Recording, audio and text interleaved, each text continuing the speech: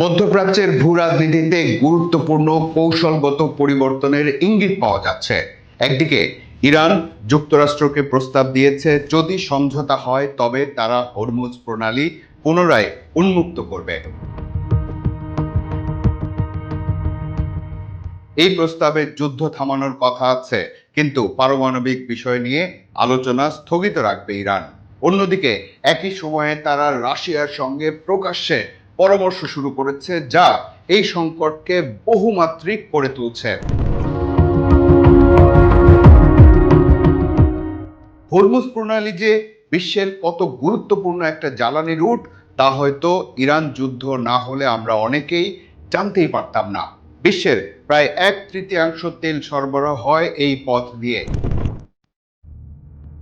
ফলে এটি পুনরায় চালু করার প্রস্তাব সরাসরি বৈশ্বিক অর্থনীতি ও জ্বালানি বাজারে স্থিতিশীলতা ফিরিয়ে আনার পদক্ষেপও বটে।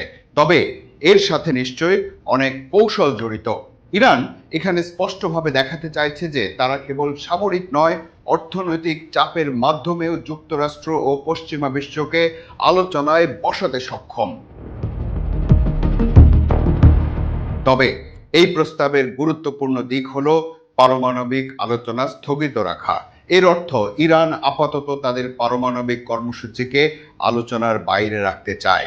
এটা আবার যুক্তরাষ্ট্রের জন্য জটিল কূটনৈতিক ফাঁদ তৈরি করতে পারে, কারণ ওয়াশিংটনের মূল উদ্বেগই হলো ইরানের পারমাণবিক সক্ষমতা নিয়ে। ফলে যুদ্ধবিরতির বিনিময়ে পারমাণবিক ইস্যুকে শর্তের বাইরে রাখা যুক্তরাষ্ট্রের জন্য গ্রহণযোগ্য হবে কিনা তা অনিশ্চিত। এদিকে ইরানের পররাষ্ট্রমন্ত্রীর মস্কো সফর এবং রাশিয়ার সঙ্গে পরামর্শের ঘোষণা বড় একটি ভূ রাজনৈতিক বার্তা বহন করছে। এটি নির্দেশ করে যে ইরান এখন সংঘাতকে দ্বিপাক্ষিক পর্যায় থেকে বহুপাক্ষিক শক্তির খেলায় রূপান্তর করতে চাচ্ছে।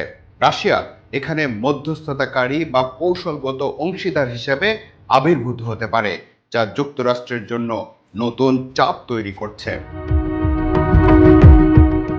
অন্যদিকে আমেরিকার প্রেসিডেন্ট ডোনাল্ড ট্রাম্প বলছেন, ইরান চাইলে যুক্তরাষ্ট্রের সঙ্গে ফোনে যোগাযোগ করতে পারে। বিশ্লেষকদের ভাষায় এটি একটি লো লেভেল কূটনৈতিক খোলা দরজা। এটি দেখায় যে যুক্তরাষ্ট্র সরাসরি সংঘাত দীর্ঘায়িত করতে চায় না, বরং যে কোনো ধরনের সমঝোতার পথ খোলা রাখতেই এখন আগ্রহী তারা। সামগ্রিকভাবে এই পরিস্থিতিকে একটি ব্রিঙ্কম্যানশিপ বা ঝুঁকিপূর্ণ কূটনীতির পর্যায়ে বলা যেতে পারে। এখানে উভয় পক্ষই যুদ্ধ ও কূটনীতির মাঝামাঝি অবস্থানে দাঁড়িয়ে নিজেদের সর্বোচ্চ সুবিধা আদায়ের চেষ্টা করছে। আগামী দিনগুলোতে এই প্রস্তাব বাস্তব আলোচনায় রূপ নেয় কিনা সেটি নির্ধারণ করবে মধ্যপ্রাচ্যের সংঘাত নতুন এক যুদ্ধবিরতির দিকে যাবে নাকি আরো বৃহত্তর আঞ্চলিক সংঘাতে বিস্তৃত হবে।